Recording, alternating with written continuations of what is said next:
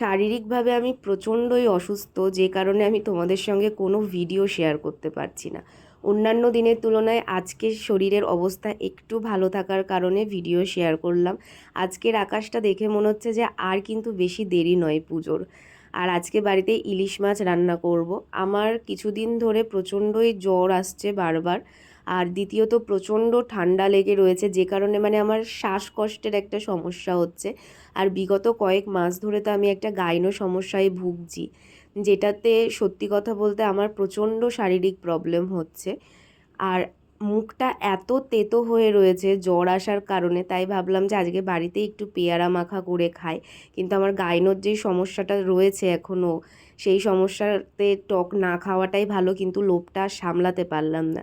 আজকে দুপুরে ভাত, ইলিশ মাছের মাথা দিয়ে পুঁই শাক, আর সঙ্গে ইলিশ মাছ ভাজা ছিল, আর তার সঙ্গে আমি একটু আলু সেদ্ধ দিয়েছিলাম।